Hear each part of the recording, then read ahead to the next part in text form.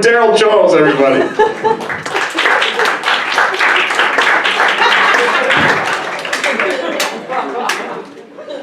So my wife and I took a trip to China recently. It was a thing we did.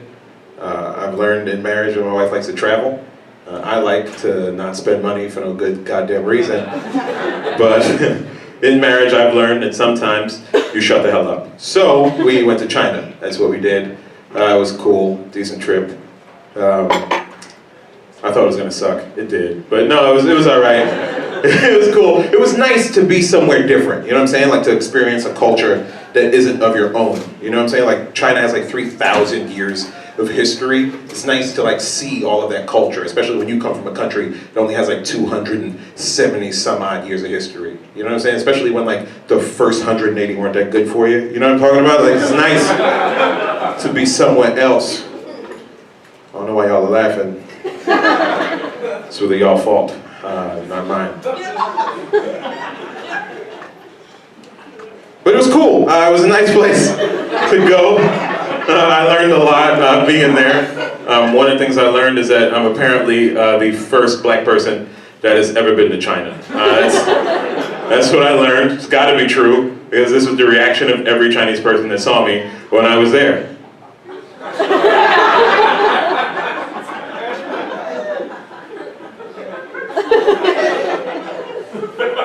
For real, like I'm dead serious. Like buses pulled over, cooks would stop cooking, and restaurants, they come out, they touch us. It was a lot, They did it all the time. It was ridiculous. Now don't get me wrong, don't get them wrong. They weren't afraid of me. They don't have black people on the news all the time to make them afraid of all black people. That's a here thing.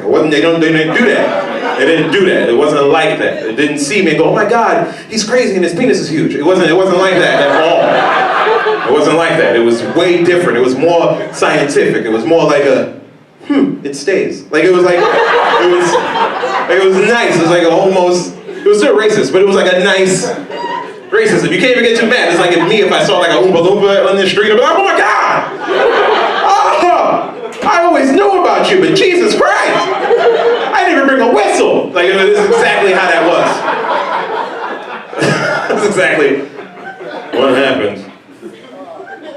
But yeah, they would like flip out at anything we did, any single thing. Like one time I was getting off an elevator, and this lady and her daughter, they were Chinese of course, they were coming towards the elevator, and when I passed them I said, ni hao. Ni hao means hello in Chinese. I don't speak Chinese. That's the only thing I know how to say in Chinese. I don't speak Chinese. My wife doesn't either. She's black. Me too.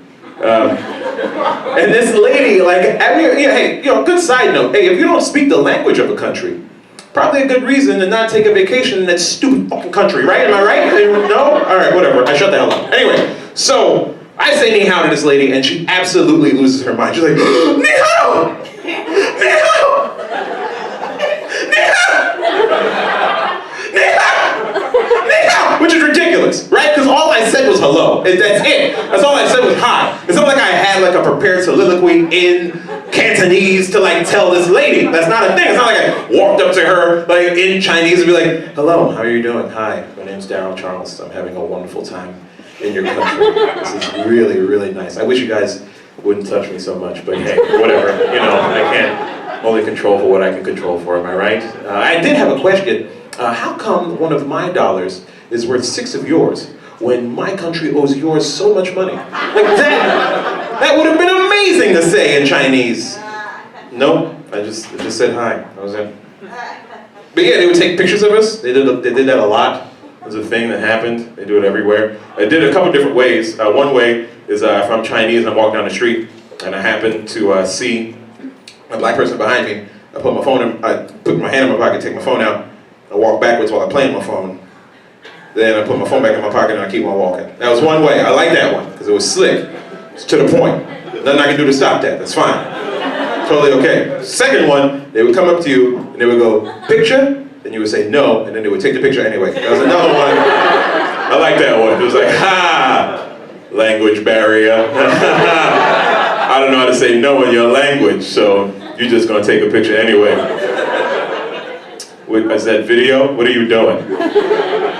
The third way is probably my favorite. It's probably better shown than explained. Let's say that this mic stand's a black person, and I'm Chinese and like hanging out with my family at like Forbidden City, Great Wall, something. Come out the bathroom, it's like, oh my God, it's a black. Oh, this is amazing.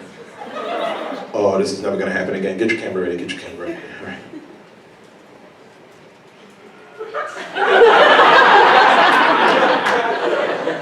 This is the most degrading thing you'll ever experience in your life. Like, I know they have like their own Facebook and Twitter over there, and there's like dozens of pictures of me just like,